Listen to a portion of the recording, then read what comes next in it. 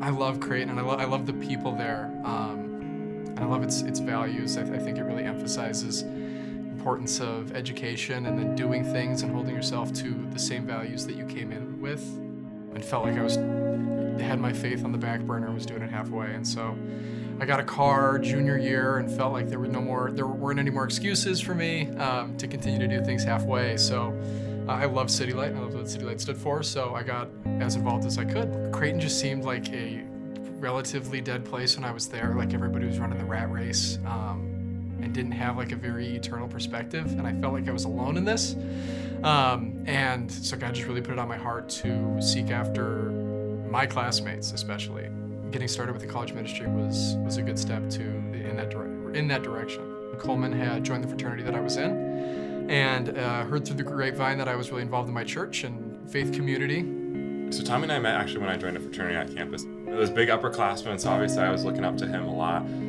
But I knew he was a believer, and I was looking for, in my fraternity, how to get involved and how to find other believers. And so I had actually reached out to him to see if we wanted to grab dinner. And so we grabbed dinner, and then he was actually leading a city group that night. So he invited me to the city group, ended up going, and that's where that friendship started to really blossom. This city group was so ripe with opportunity that I just really felt passionately about getting him involved in it. So God put it on my heart to pursue him, and pursue him hard when it came to leadership. So I mentioned it to him once or twice, a couple more times after that. And after a period of time, I think God put it on his heart too, to like see the mission that I saw with the opportunity for Creighton. And I think God has done a lot with that. When we first started the Creighton Guys City Group, at the time I'm like, do we even have enough guys on Creighton's campus to start a city group? Because last year it was a co-ed group. We had some guys, but we're like, okay, to go an all-guys city group, do we even have enough people for that? And two, we don't have enough leaders too, because it was just me. I was the only Creighton Guys City Group leader. Carter and Cooper both immediately jumped out.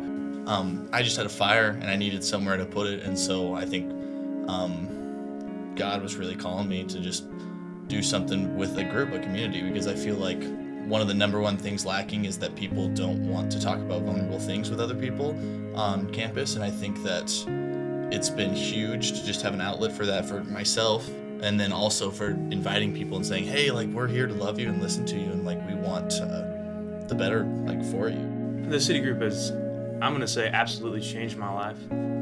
Coming in, I had a crazy situation on even how I ended up at Creighton. But long story short, I moved in a week and a half late, and so I missed orientation. I missed like all these phenomenal opportunities to meet other people and meet other Christians. And through the city group, I met people who not only could say all the right things about Christianity, but actually like lived out the gospel. Absolutely changed my life. Absolutely, I'm gonna say like refocused my eyes on what really matters, and that's living out the gospel. Not just saying all the right things, but actually living it out. To see the city group grow and now moving to potentially split because it's getting pretty large, I really can't imagine where I could see a city group in 20 years. I hope I come back and there's an entire Creighton community and alumni community of people that I could reach out to from all different classes, and as opposed to just a handful of people in each grade, that it's a strong community. I love Creighton. There's a lot of things I like about Creighton, but the people just like come to mind first. They're just special people, and Cooper was talking about it too. Just like I love just being able to walk down the mall and just get to see people, say hi to them, have intentional conversations, just literally on the mall or in a classroom and stuff like that. And just seeing the diversity of like each person on our campus has a story. There's so many people that walk around with joy one day and then call me the next day and they're just in tears saying, like, Cooper, this thing I've placed my hope in has failed me, and now I'm left empty and feeling in need. And so that's one of the number one things that Jesus does for us, is give us a foundation, something that we can put our hope in. I mean, more than anything else, I just want to see the campus have Jesus in the center of it. Just having people with hope walking around, people with joy walking around, and conversation about Jesus not be uncommon.